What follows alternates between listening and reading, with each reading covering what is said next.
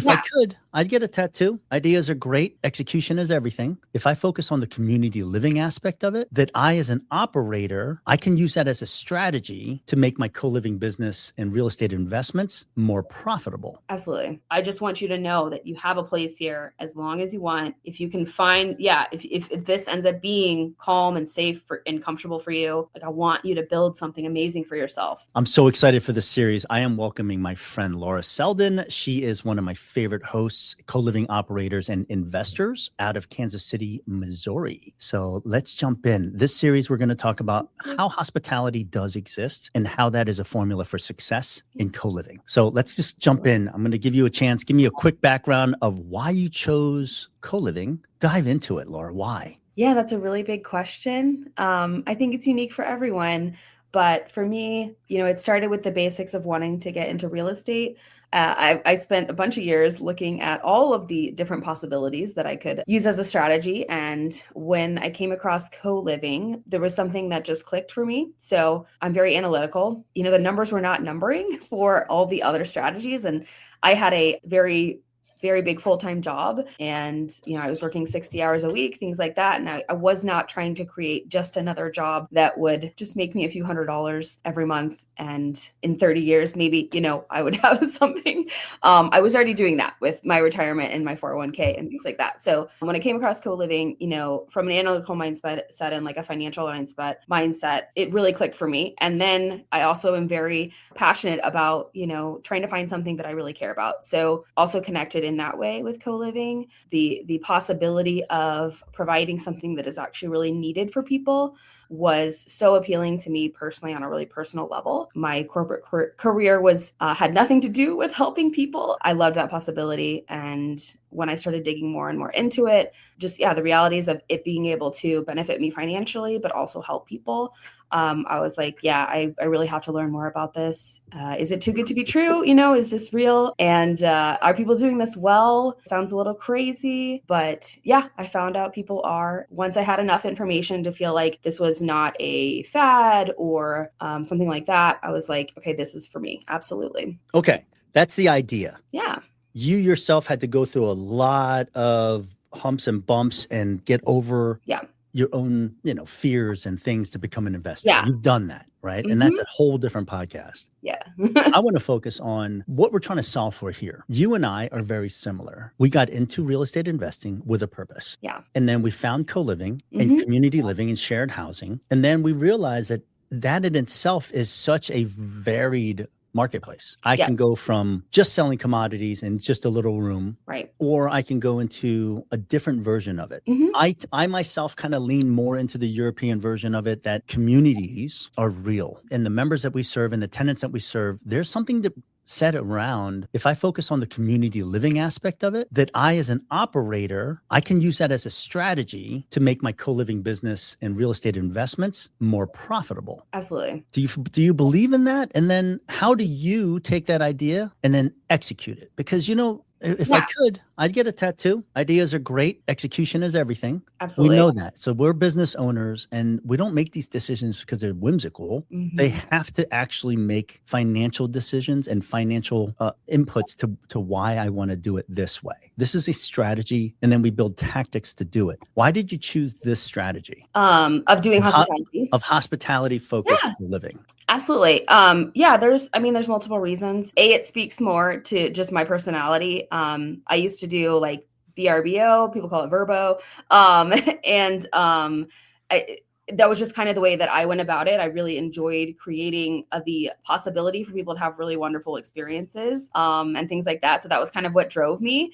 I lead with my heart. So it's like, I want something that's interesting to me. I want something that's human, that's around human experiences. So I also am just driven by, so I do co-living for women, and I've just always been driven by helping other women and connecting with other women in whatever way I can.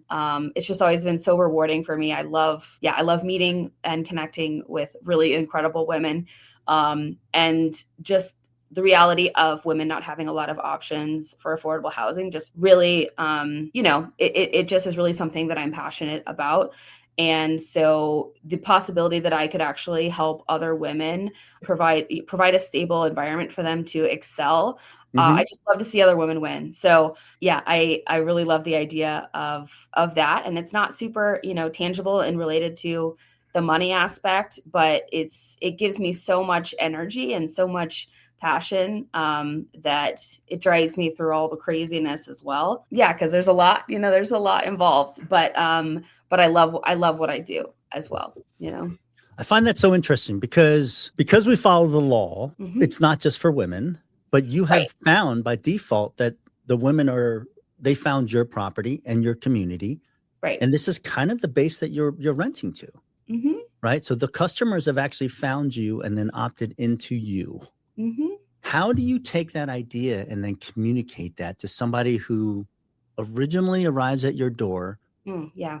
and thinks that I just want to rent a cheaper room? How do you help make that transition from I come for the price, Yeah. but oh my God, I stay for the experience? Yeah, I mean, definitely, especially in my market, and while co-living is still new, they're absolutely coming for the price. I mean, I lead with the concept as well, so they have to. I mean, it's not like a surprise, but they're definitely really comfortable with the price. I just try to lead with no pressure. I try to lead with, just give them all the information possible and try to explain the intangibles as well. How, my house it's calm, it's safe, it's quiet, and I lead with like the expectations and the kind of the structure that I have around my property. I'm not a stickler for a lot of things, but everyone in my home has to be respectful and kind and communicative, and those are non-negotiables. And so I can tell a person coming in that that's what they need to provide, but that's also what they should expect from others. And I'm trying to frame it as, if they're not getting that, that is not what is intended, and that's a problem. So I start really conceptual and I try to frame it in that way as well. And then I try to tell them about like the day-to-day experience, that I think about all of the things that they might be worried about. And I just kind of try to explain how, even in the words of some of my house members, how they've explained it to me, how it's really not that big of a deal. All the worries about noise or, getting in other people's way or things like that, so I also just talk about all those little details that there's not like all this friction and things like that. It's a very smooth living experience as well. How do you create the culture in the beginning? Because if nobody's in the house, Yeah. and then you have this idea of what that experience is going to be, how do Yeah. you take your idea and then imprint it into people who get buy-in? Because I thought that was going to be the biggest challenge, is how do I communicate this idea of what I'm expecting to people who are coming in? Yeah. And that wasn't the expectation they got. Yeah. So how do you overcome that? How do you create culture out of thin air? I think it starts with spending some extra time on the people that are potentially coming into your house. So, they call it screening, but I think there's another word for it, because I'm not just checking their credit score and et cetera. I'd like to know who they are as a person. I need to know if they understand the concept and if they believe in it. I need it to be a mutual fit. So I need them to really love it. If they don't love it, I don't want them in my house. And that They might don't want to be in your house. That's Right. the part that's really interesting. Right. And that might sound weird, but I'm not just accepting anyone, and just winging it. I'm making sure that they think this concept is great, and they're willing to also participate in the concept. And that they see it as at least some sort of positive way. You know what I mean? That's so interesting, because I believe in that as well, because I found success in that in my world, is that I do more work in the beginning to Yeah. get buy-in, Exactly. because communities are created by the members in the community. Yeah. And we say screening as the baseline. Do you qualify to be in the house? Can you Right. financially afford it? And are you a Right. personality fit? Like, do you have the income? Do you have the background check? That's screening. I Yeah. think community building comes into this idea of like, are you a cultural fit Right. for the house?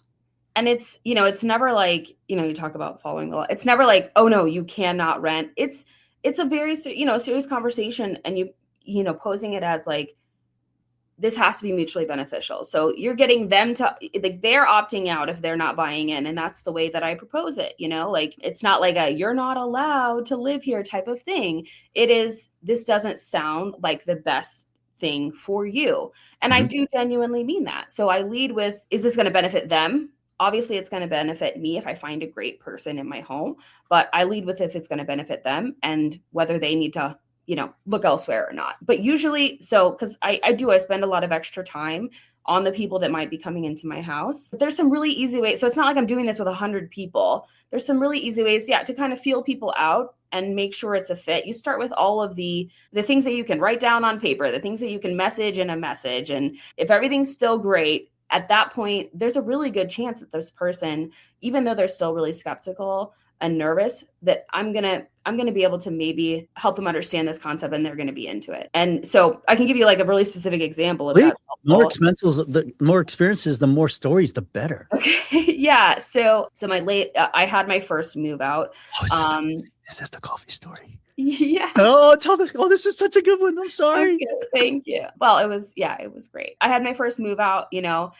I just let this girl stay that needed a place for like 2.5 months. She was really desperate. She was just doing her physical therapy clinicals. And I was like, okay, so it felt like no time at all. And I was like, oh, she's already leaving. Okay, so I got to find someone, long story short, I did all of the qualifying. I found a really good candidate. Originally, I got her from actually a flyer that I sent out a long time ago. We can talk about that as well.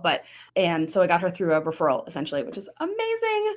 Like an in-person, she sent me an email, but like a real person that had my flyer. Anyway, that was very cool. Yeah. So anyway, we went through all the basics, and I'm like, this person, this is a good fit. But they were super nervous. So this is a woman who is a teacher. So she already lives a very stressful life. She doesn't make a lot. That's just the reality. I decided, I do a tour with everyone. It just is kind of part of what I do. It's extremely helpful on both ends. Like I said, I want them to be super bought in. I don't want there to be really any doubt. So we talked about setting up a tour, and I just tried to think of like, because I could tell she was nervous when we were talking on the phone first. I always prefer to talk on the phone. So that's just another aside. I know I try to just be as human as possible. So most people, we're very used to texting and emailing and messaging, but I lead with, give me a call, send me a text message. Here's my number, whatever. It's part of trying to make people comfortable. And also it's hard for anyone to represent themselves well through just texting and things like that. So anyway, I make sure we jump on a call, especially to set up a tour. And to just tell how nervous she was. So I was just brainstorming, how can I make this woman comfortable? I don't care how much time it takes. I don't care, what it is. Because finding someone that is a great fit on both ends is just really, it's really valuable. There's a very long-term payoff for that. I want to interject here for a second. Yeah. I'm sorry for interrupting you. You're fine. What a lot of investors that are new, what they don't understand, if you're going to go down this path in this strategy of co-living, it's not about how do I jack up 7 people in a house to pay. Right. And charge them as much as possible. The real payoff is how long do they stay? Yes. That has been a journey of understanding that, as a newbie, that's just absolutely not what I thought to be true. So that's been an interesting realization. And that's absolutely number one. So how did you pivot your business? Because your journey is one that everybody's going to go through. Because I don't think mine's super unique. No, it's so like I have so much anxiety. I paid so much for this asset. I paid so much for this thing. I have a big ass liability called a mortgage and utilities and platform fees in our world. Okay, now that FOMO, fear of missing out, and FOBO, if you're ever better off, or that fear of not being able to pay my liabilities really plays a part. So it's this a colossal fear. It is like a really colossal fear, honestly. And it keeps feeding this bucket of like, I got to fill my rooms. Yeah. But you have now transitioned from that to, oh, wait a minute. The business isn't actually about just filling rooms with a bunch of randoms. It is about Yeah, that's a wild change in mindset. I mean, I will have to give you props. I don't think I would have come to that conclusion without you. So, But and that's our community. Our community does that. It's yeah, like this is what it looks like down the road. right. Your mindset it's not prepared for it because you haven't tested it, you haven't felt it, you No. haven't been there yet. Yeah, I mean, it's a process. You can't force it because when you have all that pressure and that heavy stress and how heavy all of everything that you've put in feels without a lot to show for it yet. And even when you're first starting, it feels insane. It feels insane. And you're like, I don't know if I can actually do this. Like, Yeah. I'm doing it, but I haven't really proven that this is working, this is viable. I had to really, really try to get myself to that point where I was like, yes, I'm doing this. I mean, for me, I just need those actual literal milestones, like, okay, I've got a person in my room. Okay, I've got my house half full. Okay, I've got my house full. Okay, but yeah, trying to get yourself to this calmer, like, all right, let me try to think about my business strategically. Let me think, like, yeah, it takes time. You can't be in that like lizard brain fight or flight and also really understand like some of these more nuanced things and grow in how you see the people that are coming in your house. It's not like it's not normal. Any scenario where when you come into a new thing and you see somebody who's all zen and you're up there freaking out, you're like, well, how is that person so zen? Yeah, it's like, oh my God, I can never, you just think like that's never going to be me. That's crazy. Like, obviously there's something different about me or there's something wrong with me because there's no way I'm going to do that. There's no way I'm going to feel that way or act that way, I'm laughing because we hold a mastermind call and we have new students come in, and Laura's now one of those people who are like, don't worry about it. Everybody goes through it. You have so much empathy for the new people coming inbound, which is amazing, right? That's why communities and mentorships, like that's why people don't understand the value of it. But yeah. Let's go back to how you transitioned from filling rooms to focusing on keeping the people as long as possible. Because you said something earlier that I just want to point out for new listeners. You can't fill a house 100% unless the other people stay. Yes. It's just the physical truths. If the first 6 don't stay, you don't ever get to 100% filled cup. Oh, yeah.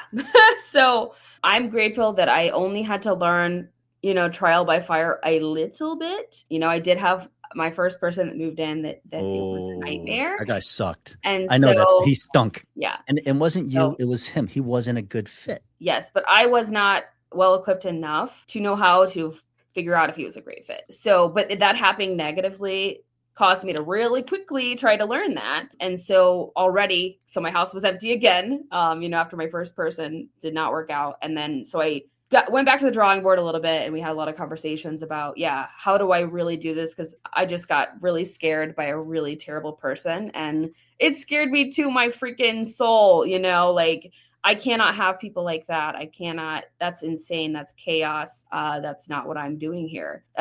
Really spent some time trying to figure out how do I actually accomplish this because it's extremely important. Yeah.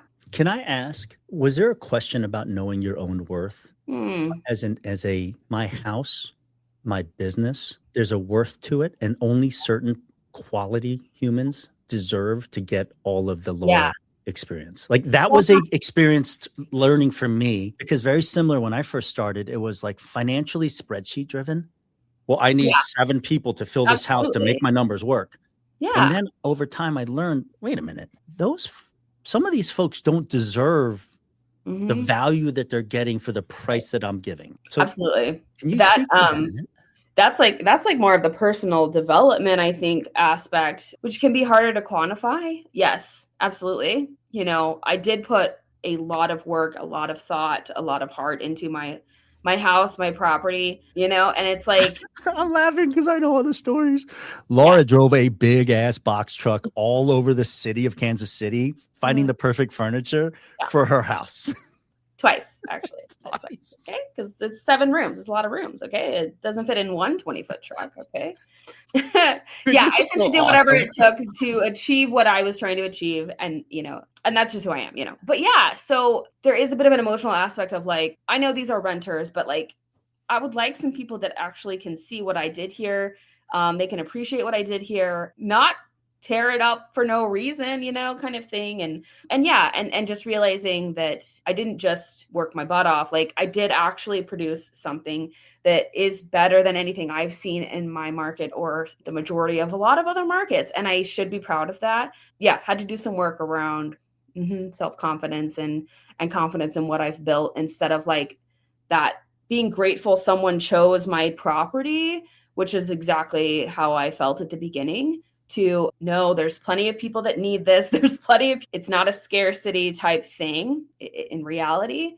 I actually have a really good product, and I just need to find the right people that, deserve it, if you will. Oh, that understand the value of it. Yeah, exactly. That's the difference. Like, everybody deserves dignity and everybody deserves a wonderful place to stay, but some people aren't wired to fit. Yeah. And like, we talk about this all the time because, we talk about the systems that we utilize that allow us to do this. But when somebody goes through and comes through the other end of what they would consider stringent screening or whatever the case may be, there's a value that people place on that. Oh, I qualified for this. My members in my house and my tenants talk to each other about, oh, you got through that too. So like, I call that the country club model, right? Yeah. If you get approved to come through, all of you have earned that status. Right. So there's an elevation for knowing that not everybody got in and that they qualified for it. And then that's how I personally make that transition in the mentality from price to value. Yeah. It starts with little simple things like that. Absolutely. And like, once they're in, then they get away from the weekly price concept. Right. And now they're talking about the value ideas. And that's what makes I think people stay longer, because they're like, how do you put a price tag on, I made friends here? Yeah. I feel supported here. Yes. It's quiet and peaceful here. Like, yes. It's hard to put a weekly price tag on that. No, it's a weirdly beautiful thing that I would never have expected in my property. To, when I go by and I see a couple of my house members talking or just enjoying themselves, it's like, wow, I can't believe this is actually real. I actually built this. And when I get to have lovely conversations with them, and then when some of my members talk to me about some of the other members, it's always positive. It's always really lovely. My first person moving out, I had 3 of my house members message me, oh my gosh, who's moving out? And when I told them, they're like, no, I love her. I'm like, oh my gosh, it just like makes my life. Yeah. And the thing that's really interesting, one of the benefits of that is you are a real estate investor as well. And I know that we are in the midst of looking for your second property. Yeah. So I'm going to put this caveat out there for anybody who watches this. If you have a friend or a family member or a coworker who wants to give themselves, I think we did the math.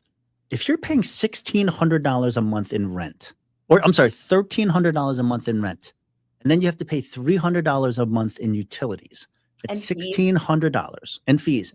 And now all of a sudden, you find Laura's product in Kansas City, or you find my product in Atlanta, or you find some of our friends' products in Jacksonville or in Dallas, or whatever markets that you're in Baltimore. If you're saving from $1,600 to $900 or $800, so that's $600 to $800 a month in savings. Every single times month. 12, that's almost a $10,000. That's $9,600. That's $10,000 raise after taxes. Yeah. Amazing things happen. Yeah. With an extra $10,000.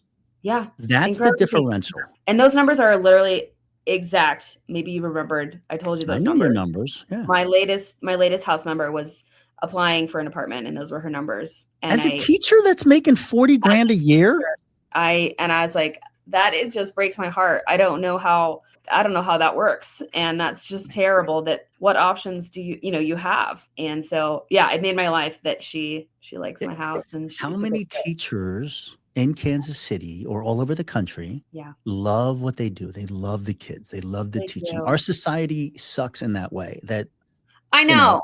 We pay so little to people doing 8.5 hours, 10 hours of watching your kids. So I'm not going to even talk about that, but you get paid $45,000 a year, and after taxes, it is what it is. And then you're now having to spend $1,600 a month for housing that you don't even like. Right. If we're going to pay teachers low, why don't we at least give them some sort of housing subsidy or something? Like, come on, you know? But Uh, we do. They we just don't do, but know about it. private That's fee, why I'm doing but this series we're because private right, solutions to that, right. but But it starts with private. Like, it sure, starts with it, right? And that's sure. why it's a win-win. And that's why I love having this series because I've got a lot of CNAs, certified nursing assistants. I've got people that work in hospitality behind bars. I've got a young lady that works in retail and supermarkets.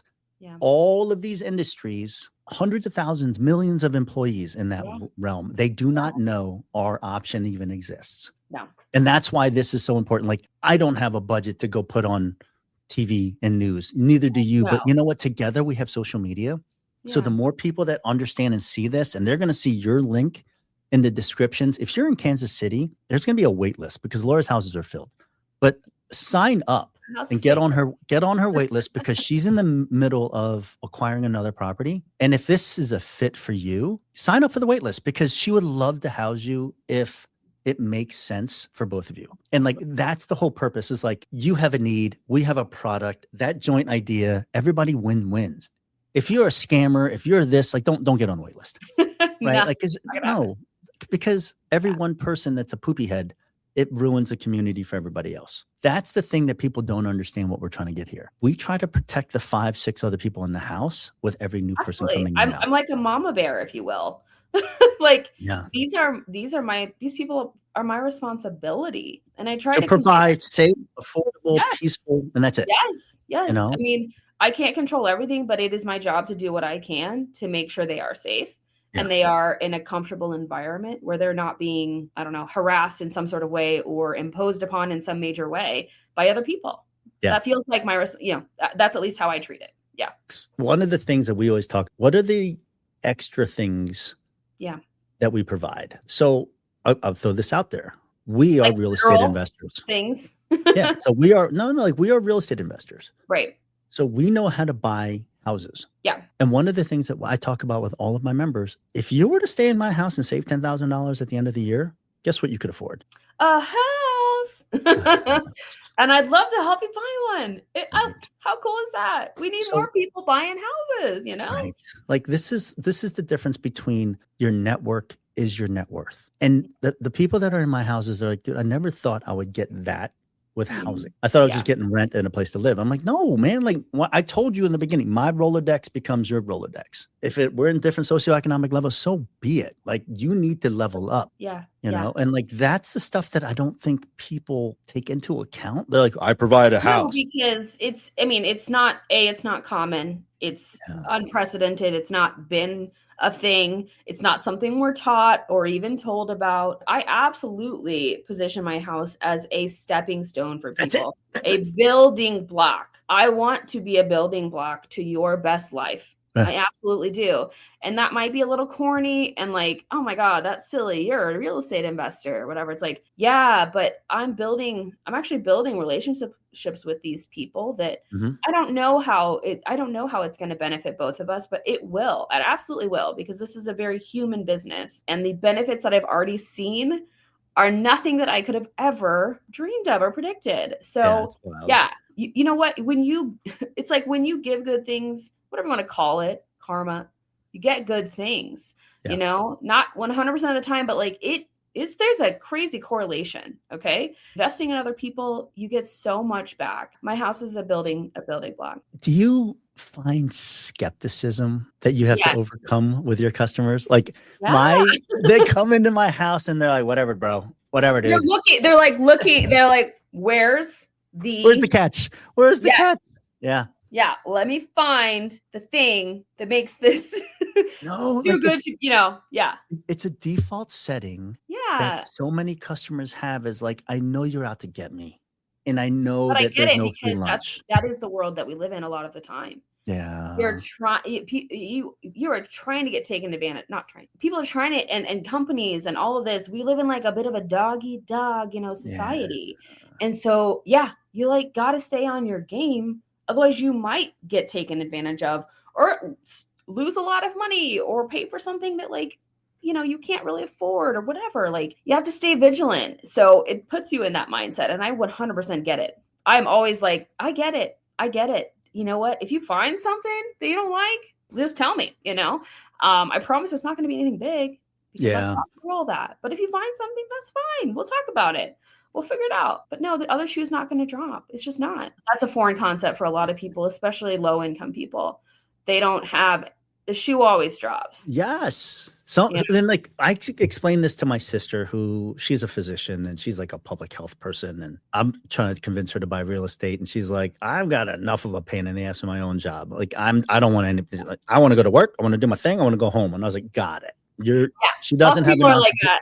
Yeah. Doesn't have an entrepreneurial bone in her body, but she's a giver and a server and Absolutely. She's got the greatest heart ever. Those people are amazing. The thing about it is, and when she talks about with new patients, she's like, I have to overcome it by just being consistent. And I take that lesson from her is that like, we are just consistent in what we do. Just talk the talk. Like I am the same way. You can tell me something. I'm not actually going to 100% believe you unless I see it. Yeah. I'm that way. I've been burned in my life, like 100%. I've been through things that, I thought were one thing. They turned out to be the other thing. I do get it. You got to show them. You do have to show them. There's a saying, you no longer get to tell me, you have to show me. 1000%. That's how I live my life. Yeah. And I understand that a lot of people are that way as well. It's actually interesting. It's shorter per tenant that comes in when there's more tenants in the house. Meaning that like that drinking the Kool-Aid part of like, oh, that's really how you guys move. Like they have to, I call it, you have to be in there long enough for it to wash over you. Yeah. That it's real. Yeah. Because at first they have to get comfortable. I mean, it's like any new space, but especially this concept. They have to spend some time letting it get normalized. Absolutely. Because the standard of what people associate with housing isn't this experience. No. This is a brand new experience for most Americans. Like if you're European or you're in Asia, much more normal. Absolutely. Hostel living, community living, much more normal. Yeah, they're very open-minded. but in America, it's like, why would I ever live with 6 or 7 other people? Yeah. I mean, individualism is like our bread and butter in this country. We don't have to get into a whole philosophical conversation about why that is, but have your own stuff, buy everything on your own and don't rely on anyone and consumerism. That's real. We have to go against the grain. Yeah. On so many things. And I think that actually is a positive in our light because it does allow us to stand out so much, even in our own marketplace. Yeah, absolutely. The differentiator between what I am marketing and trying to attract is so different than what 95% of the people are trying to attract. They're like, oh, my room is cheap. Cool. Right. My room is expensive relative to that guy's room. Yeah, not expensive. My room is $206. That person's room is $265. Yeah. I have to work twice as hard to overcome the mentality of $40 a week. Right. Why would I pay you $40 a week? I literally want to respond because I give a shit about you. But it's hard for me to market that way. You can't say it like that. Yeah. Right. You got to like show them that you give a shit about them. Yeah. How do we tell people about the experience? So like, let's go into that. Let's go tactically because there's going to be hosts that watch this and they're like, that sounds really good, but how do you do it? Absolutely. So high level hospitality as a strategy. Yep. Can we drop a couple nuggets of tactics so that people can try to implement it? So are we talking like on the front end when what are your go-tos? What's the Laura Selden sauce? Okay. What's your shopping? I mean, there's a lot of different aspects of that. There's, what I do when someone's just inquiring and we're trying to see if it's a fit, like I said, I do tours in person. Okay. Huge, by the way. I'm there with them. And with this last woman that I was talking about, I had the opportunity to take her to coffee before we went to the tour, which might sound insane to people, but I had a lovely time and she got to know me. And we also didn't walk into the house not having had a conversation in person yet. And especially with her being so, nervous about it, we're calm. We're much more calm. We already have a rapport built. Anyway. So yeah. Also, I picked her up from work. She doesn't drive a car. I didn't want her to have to take the bus to my house to see it for the first time. I picked her up. We got coffee. We went to the tour and I drove her home. Also, so just like, things I provide in my house, I provide a lot of supplies that maybe other people don't, but I like to position it as it's a financial thing as well, but it's also a hospitality thing. So like all these little things that no one enjoys buying, they can take that off of their, list for the week for Yeah. groceries or whatever you want to call it. All the paper goods and soaps and things like that I provide. We also have But you're not doing it at a loss. You're still the no, business owner. yeah, it's not that bad. It's really It's not. embedded into the cost. Yeah. It's a line item. Right. I personally shop. I buy my stuff at Costco. I know some people just do like the order Amazon thing, whatever, but I buy in bulk at Costco. That's how I like it. And it's an excuse for me to go to my house. I like to go to my house every few weeks. Anyway, it's an excuse for me to be there and restock and check in on things. Okay. Also, there's random things. We have I have a house chocolate jar that I refill every time I'm there. They eat it in like one day. Okay. But it's just a really small thing that like, I don't know, everyone really loves. And it's the DoubleTree cookies. yeah, that's my thing. It's like, yeah, this is the chocolate jar house, Right. As stupid as that may sound. Yeah. Your next referral will sound something like, oh, and there's a jar of chocolates. Yeah.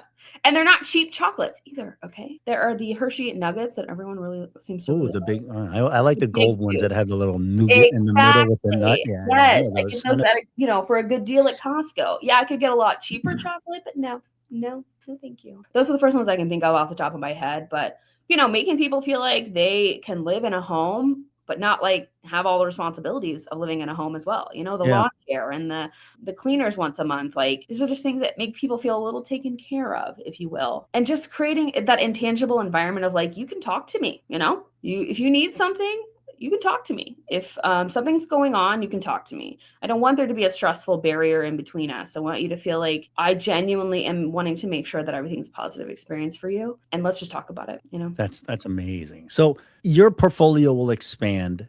This concept of hospitality will continue to evolve.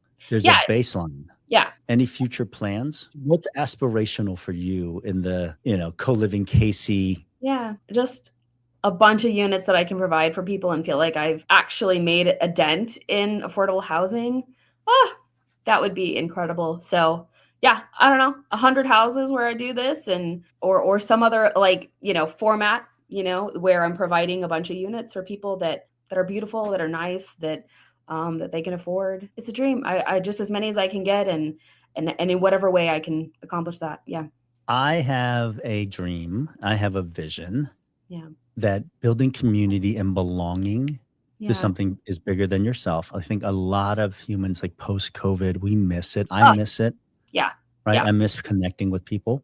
Right. I think it works in our favor because people are starting to talk about that, and they have been talking about that, and I've seen that a lot more.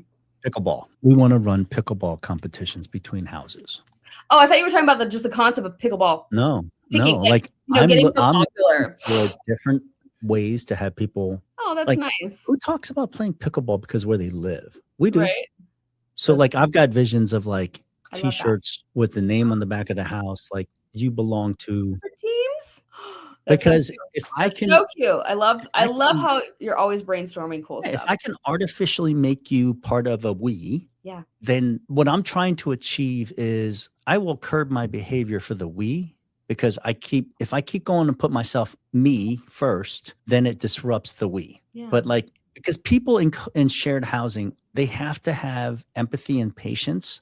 Yeah. And those are hard to come by. Yeah. 7 people want to do laundry. I want to do laundry at 11 o'clock. Well, you gotta grow up, man. Figure out the scheduling and talk to the people that are there. This lady's putting too much food in the freezer. Blah, blah, blah. Have you spoken to her? Right. Usually they have right, exactly. Too. Look, can you please just talk to her about it? Let's just be nice. Can you be nice? Make sure you're nice. Just talk about it. When you create the we, a lot of people self-solve a lot of the stupid stuff. Yeah, because also I don't want to insert myself and then you're stuck there as well. That's not healthy for the house, and that's not healthy for me. I don't live there. I cannot be mediating little things. You know, we have to. I know this is probably foreign for a lot of people, especially since COVID and things like that. But we just got to talk to strangers sometimes, and then maybe they're not going to be strangers at some point. All right, give me something that you do that nobody else does. Oh gosh, in what way? I'll give you an example. My brain's like, what? What do you mean? I started a new thing. I do a welcome kit in the house, in the room. So like I provide all the linens and I provide like a shower caddy if it's a shared bathroom. I provide towels. Yeah, me too. The intention of it is I want you to be able to move in and go to sleep that night. Yeah. I've heard too many stories where they don't read, the member doesn't come in because they don't know what co-living is. So they come in and it's a barren mattress with a mattress cover. Yeah. And then all of a sudden, like, wait a minute, what are you sleeping on the first night? Okay, yeah, that's a good point. That's a good Right? point. Yes. I do that as well, but I do provide linens. I provide a set of towels. I also provide, the shower caddy thing, but I fill the shower caddy with a few little things that I think just might help their experience. Most people, and I have like air fresheners throughout the house. I make sure they get a bunch of refills. Yeah. I also put a set of extra batteries. This is a random thing, but like our electronic door locks, it can go out randomly.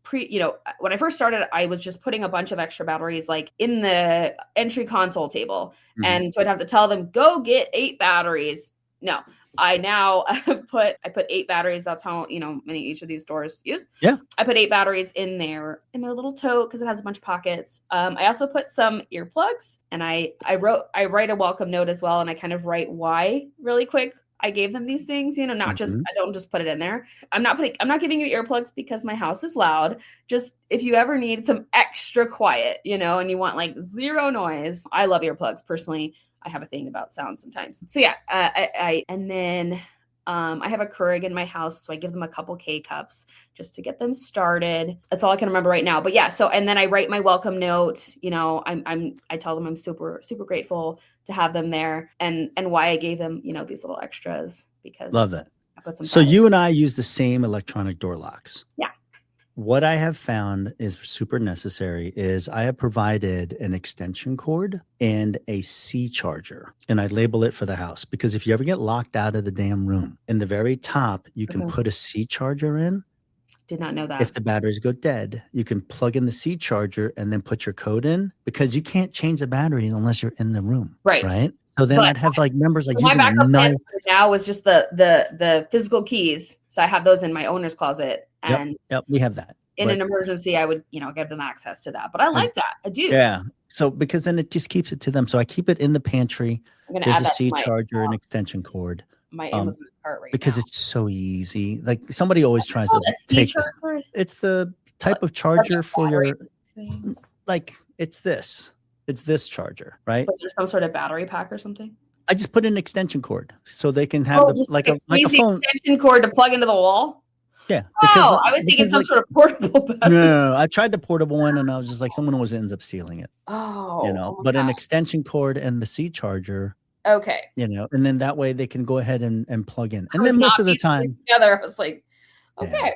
If they can't find it, they'll ask somebody. I'll get one. Yeah. It's an easy one, but just let them know if you ever get locked out because the battery's died. Yeah. It's easy to just put a phone charger in there and then it'll work. Because then I'm like, why are you guys shimmying the door? Now I got to repair the door. I have not had that happen yet, thankfully. Yeah. So. It's like, they're locked out. And I was like, oh my God, I got to send a handyman down there to break in. And I'm like, wait a minute, plug in the charger. And then it just like, check once. I just make sure I check to see when the batteries are low and I let them know. I'm sure someday I might miss one and it actually get dead, but we'll see. So here's a new $10 suggestion. Yeah, so, I love new $10 suggestions. Right. So move-ins are coming. I leave, like whenever I turn the room, I'll actually write a handwritten welcome and thank you note. Yeah. Just on a regular card. Now I put a cup, Walmart, $8, right? Oh, but I stole this from the Airbnb guys. My wife gives 5-star reviews if anybody leaves a $9 bottle of wine. So I'm like, babe, like if we go to a liquor store, we would never even buy that bottle of wine. It was so sweet. I'm like, okay. And this is where the psychology of being an investor and a operator versus like, I'm entitled to this business. As we're making a move toward ratings being so popular and so instrumental, just make sure you put in there. And it's a quid pro quo. It's like, hey, make sure that we strive for 5s on our review. It helps my business. Yeah. And then all of a sudden I get a whole bunch of 5s. And then it's a pusher to fill out the survey review because it helps our business. Yeah. You So know? you also mentioned the review in your Yeah. welcome. Like, nothing's free, baby. You know what I mean? Like the cup comes with a 5-star, but no, but you just put it Okay. in there and be like, hey, this is the level of service that we want to provide. This is Yeah. the experience that we want to provide. Nobody knows about it. Yeah. Do us a solid, give us a great review if you've had one.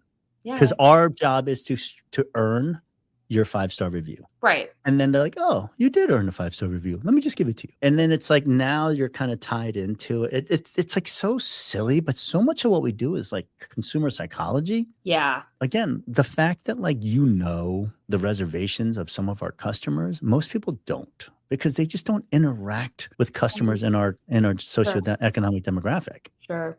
Right. Yeah. So this is a new thing for a lot of new people. And I'm like, Yeah. let me tell you what works. Right. You can riff off of it and you can do your own version of it. Yeah, it's like if you added together, you know, an Airbnb host plus a long-term renter investor and then plus a bunch of new stuff all added together. I agree. We're the golden doodles. Yeah. You know, like if you want to be in co-living, welcome to becoming a golden doodle. You know, we're trying to take the best of Airbnb poodles and the best of long-term golden retrievers and we make golden doodles out of it. Right. I mean, like people that do Airbnb well, they normalize talking about all the perks and things like that. You know, we just have a different brand and it's more, but more stuff. But like that should be normalized. That it's not just a room we're providing. Is it getting easier for you, Laura? In every way, yes. But which way are you? Just I'm curious because like asking about the more you do it, the more it becomes normalized. Yeah, you know, I felt like an imposter, you know. I mean, I guess you always do when you're starting something new and I just come by that easily, I think. But yeah, you know, I think I self-identify as these things now and it feels more natural in almost every way, which is it's been an amazing journey for me in that way. Right. I've known you for about a year. I'm coming up on about a year. Almost a year now. Yeah. Of knowing you. And the biggest growth in you is that I'll just tell you from the outside looking in, you've really adopted the FITFO thing. Thanks. Like if for those who don't know what FITFO is, it's Laura. Figure it the fuck out. Yeah. I mean, I have always been that way, but having to figure out how to apply it, you know, here, it's still new, you know, just because I'm good at something before. When I have to apply it in a completely new way, like it takes some time. And it's a total mindset change for you where you're just like, look, in my old life, I could figure out everything. I was just good at it and comfortable. Yeah. This is brand new waters. Yeah. Right. And you're coming across something every day punches you in the face and you're like, ow, I'm just going to keep moving through it. And you got to get back up, back up, just like keep getting back up because there were days, many, many days where I was like, I don't know if I'm going to be able to do this. I don't know if I'm going to make it. You know, I see these other people. I don't know if I can get there, you know, and you just keep going. You just keep putting one foot in front of the other, honestly. And it's worth it. It's worth it, you know, especially if you are bought in, like if you are all into this, if you're not, maybe it's not worth it. I don't know. I just know for me, 100% worth it. If you just keep putting that one foot in front of the other, focus on what you're trying to achieve. And, you know, worry about the details later, you know.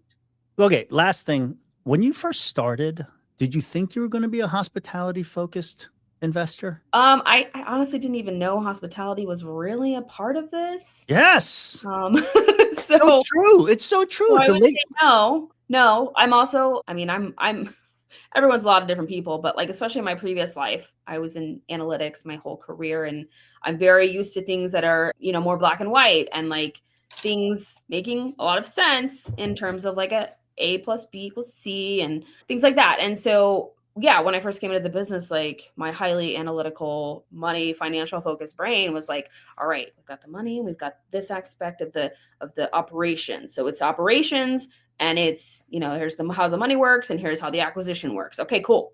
That's what we got. And then there's this whole other concept that's just not quite so straightforward, that you kind of have to have your own journey with. Yeah. So when you look at the future, because you're still building your business. Oh yeah. I am still in the ground floor. Are you going to stay in that upper tier Yeah, hospitality version of absolutely. it? That's Why? non-negotiable for Give me. me the strategy reason why you've chosen that strategy. At the end of the day, so I have a lot of obviously I have a lot of like heart reasons and I'm passionate about it, but also at the end of the day, just from a business owner perspective, more and more people are getting into this every single day. And I want to make sure I'm providing something better than anyone else. If in 4 years or 3 year, 5 year, I don't know, there's a lot of options for people in this space. I can see that happening. I want to still be the best option or one of the best options. So I want to future proof my business as well as just now that I'm doing it this way. I just don't want to do it any other way. But also from a financial strategic standpoint, like I want to future proof it and make sure that whoever comes into the space, I'm still proud of what I have. I don't need to go back to the drawing board or go backwards and try to redo, I don't know, the way I do things because it's not good enough or people are choosing other options because they're better, I agree with you 100%. And that's why I spend so much time focused around the hospitality. Yeah. It's harder. Yeah. Right. But it's not harder once you get systems. It just becomes a new norm. Right. Yeah. Also, you can normalize anything, Mm-hmm, I spent 6 hours with my, I probably won't do that with every single person. This was just a unique case, but like, I'm fine with that. Honestly, this person is going to stay maybe a year plus, could be longer. That's where 6 hours. That's okay. That's not a big deal for me. I think that's a marketing. Yeah. I think that is a brand development because that person works with 100 teachers. Yeah. Yeah. I view that all the time. Like what and the you person did that with referred her is a firefighter and she's going to go back and tell her building connections. Yeah. Right. Building connections. She's going to go back and tell her, like, thank you for introducing me to Laura. Yeah. Listen to this. Right. And it's like and my firefighter gets a referral fee, which is always. Gets them some extra buy-in to like, oh yeah, I'm gonna keep talking about this. I'm gonna keep doing this. But in our business, everybody, they don't talk about it enough. It is a demand-driven business.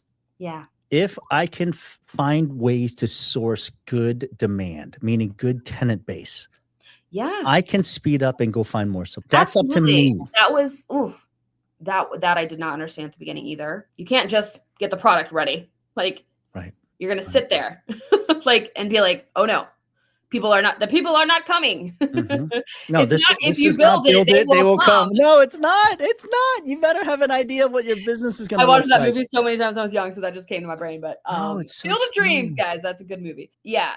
So having to realize like, oh my gosh, I have to actually start a machine of figuring out how people find me, things like that. Like, oh yeah. But now that I'm doing it, it's not that big of a deal, But it's normalized. At the front end, it was like, oh no, I'm figuring out the product, I'm getting it ready. I feel great about that. But oh my God, who's gonna live there?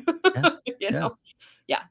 Oh, that's so good. I love your journey. I think so many people, they're just misled I'm not throwing shade at anybody because it's real. This is the normal experience. I think it's okay to throw shade though, if you have shade to throw. This is the experience that unfortunately a lot of people have. And like, this is why having mentors always shortcuts things. Yeah. People, I will talk about you till the end, of time because I am a extremely resourceful person. I'm a proactive person, but I still was sitting on the sidelines because I didn't feel like I had enough confidence, even though I had learned everything that I could like tangibly get my hands on to learn, literally, like a freaking crazy person. Like, what else can I learn? Nothing. I've learned everything I can like learn through a course or like a video or whatever. It's done. A book. I've did all of them.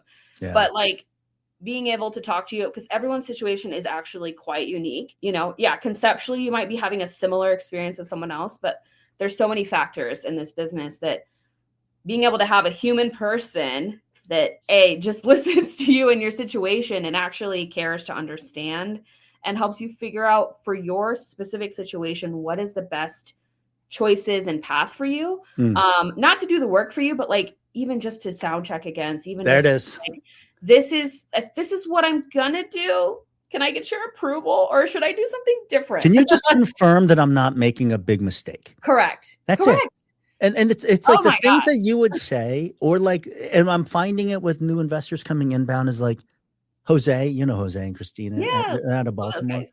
My man has researched, like he is his own Claude and ChatGPT. Like he knows Right? everything. So that tells we're me that, yeah, we're he's underwriting a deal yesterday. not comfortable enough to get off the sidelines. So he spent all the extra time. I only know this because I've been there. Doing all these things, building an AI chatbot of your own or whatever, because you're not ready to get off the sidelines, and you think that that's going to unlock you getting ready or something, you know? He literally, we underwrote a deal yesterday. I'm like, Jose, I don't know how to tell you this. If you don't buy that deal, if your numbers are real, and you don't buy that deal, don't get mad if I do, because like every number that we've discussed and every checkbox that we've discussed, that deal works. So we gotta go. We gotta get in the game. We have got crap to get or get off the pot, brother. You know? I know, but why? I'm sure there's reasons why, but like the freaking chasm between, you know, you've learned everything, but purchasing the first property, there is such a deep chasm between those. For some reason, I mean, it's emotional, it's financial, it's all these things. It's deep. So honestly, having you to build that bridge across the chasm. I did the same thing. Why do you think I love Franco? Why do you think I love Franco so much? Like I used to call Franco 4 times a day. Bro, there you go. Yeah. Bro, look at this number. Look at this number. He's like, right. Q, the number's not going to change. Right. He's like, you just need to call them and give them an offer.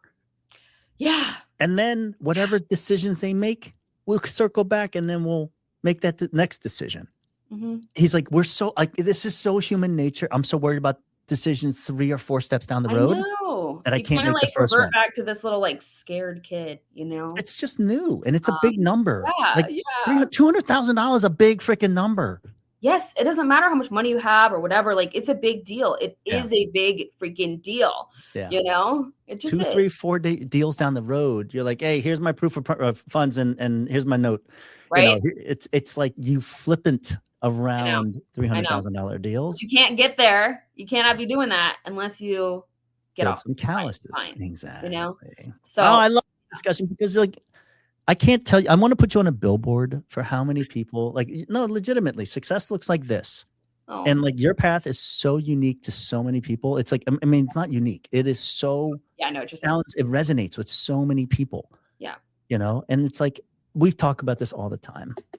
I remember when the light bulb came on for me. I was in all these like real estate conferences, Bigger Pockets, and all these conferences. I'm like, hold on. All the groups and all the none of these people are smarter than me. Oh, I had that realization as well. It's actually right. They're like, I've got 25 doors, I've got 50 doors, I've got 100 doors. I'm like, you know, I don't enjoy thinking that highly of myself, but like I do know my intelligence. Like, dude, you're not an astrophysicist, brother. No. You know? And then like kind of being like, excuse me, why have I not done something about this? You just started That's before. That's kind of rude. That's kind of rude to myself. Mm-hmm. You know? Yeah. And that's I will say a plug for, I mean, we talked about it briefly a second ago, but like reaching out to people that you think you might connect with, that you think might have something to, you might have something to learn from, going to the meetups or whatever, going to the conference. I have no, I'm not connected to the conference at all, but that is where I met you. Yeah. I really didn't want to go. Okay. I was so nervous. Really? Okay. I'm not a social butterfly. And I'd gone to, I went to business conferences and things like that. Terrible. And I genuinely did not necessarily get anything out of it, but oh my God, how much I got out of this one. It was completely different. I loved it. I did love it. Yeah. Okay. Even my like terrified imposter syndrome, scared self. And I met you, I met other people, and I just started to try to get myself out of my comfort zone. It's why I'm here today, 1000%. So I would say that's a really important piece for new people as well. I wouldn't have found you. It changed my life. You put yourself in that room though. I did. I will say that. I did. And you sat next to me on the bus. You're like, sit down. We're going to talk about this. Well, I don't think it was that. No, I'm pretty sure because I remember very clearly. I was like, just say hello to the person next to you. Okay. I don't know this person. just talk to them. Okay. Yeah. I hyped myself up for, it felt like an hour. Seriously? And then I finally, yes. Okay. Because you turned to me and you were just like, hey, what's up? Tell me about your story. Right. Right, because believe me, I rehearsed what I should say to this stranger. Stop. Yes, I'm serious, okay? I flew all the way to Denver. I'm with all these people. It was overwhelming, overstimulating. And I hadn't bought a property, so I felt like a very small fish, and I'm like, why does this person even want, why would this person even talk to me? Why would they spend any time on me? But Oh my God. I just did some hyping up of myself, and I was like, you got to just start conversations. Just talk to this person. And I figured out what to say to you, and I said it, and we went from there. Yeah. And it was amazing. Okay. So yeah, you have to put yourself out there, and it's in 1 year, your life changed significantly. Yeah. My life changed the most positively it ever has. Ever has. Yeah. My life has changed dramatically negatively before, for sure. But this is the most change positively I've ever had in my life for myself, just for me. And it's not that it's been easy. It has been freaking hard. Yeah. Freaking hard. All right. But you survived. My parents used to tell me, but did you die? I know. It's like, well, much more. No, I didn't. You're right. It sucked. I didn't die, did I? No, but thank you. No, but that's the perspective. I look back on in the beginning. I was like, oh my God, it was so hard to get started. That really was. Roll, I'm not gonna lie. Like that first inertia, like the hardest thing is getting off of zero. So like pushing the boulder, rolling a boulder. Yeah. Oh my God. That first inertia is always the hardest. And now all of a sudden, like you're looking around, there's like 3 or 4 people pushing the boulder with you. Like, yes, you start having people you can relate with and things like this. And it's like, yeah, I think it's really helpful to make sure everyone knows, like, yes, it's normal. It's so normal. Please, like, don't feel weird, for this being insanely hard. It has to be. Incredible things are not built easily. True. It sucks, but it's just true. You want something to build something great. You're gonna go through a lot, but you learn so much. God, I've grown so much. You get so many opportunities if you want to take them to be a better person, better version of yourself, whoever you want to be. This journey helps. It just does. And this is why hospitality exists. Yeah. Because people have empathy of how their journey was. Yeah. And they apply it to this thing. Like it works. Like circling back to it, I love what you're doing in Kansas City. You're adding something that doesn't exist. That's why there's a market for us. Yeah. Right. And you're doing it intentionally. You're curating an experience. If you are listening to this and you have friends and you have connections, because all of us do. Yeah. Somebody needs safe, affordable housing in a community, because safe, affordable housing exists. Yeah. Not everybody has community. Yeah. Right. So it's like, that's our differentiator. That's the beauty of it. And I'm such a big believer in the conviction of like, what we provide is more than just a house. And you're right. Like you should be graduating out of our houses into the next stage of your life. Absolutely. That's a success. I want you to win. Absolutely. Yeah. I love that for you. I really do. Yeah. I'm not trying to keep you in my house forever. No. I would love if you stayed a year. That'd be amazing. Mutually beneficial. You don't want to be, I tell my people, like, in order for you to focus on all these other areas of your life, you can't be moving 6 months. Like, how long does it take you to get settled somewhere? Like, you need to stay at least a year. I'm not telling you, I'm not going to make you stay. I'm just saying for your benefit, I want you to focus on these other areas of your life. Things take time. These things take time to build. Okay. I've been there myself. I just want you to know that you have a place here as long as you want. If you can find, if this ends up being calm and safe and comfortable for you, like I want you to build something amazing for yourself, whether that's just your social life or, buying a house or just regulating your freaking nervous system and going to therapy or something. I don't know, whatever it is, or, getting a better job, going to school. Oh my gosh, I have so many hustlers in my house going to school and working and all this shit. Sorry, my language. But I want you to get to whatever next thing you're trying to do. I absolutely do. I want to be a support for that. Laura, you're dope. You're such a dope host. Yeah. I love you to death. I'll talk to you later. Thank you for being you. All right. Bye. Bye, bud.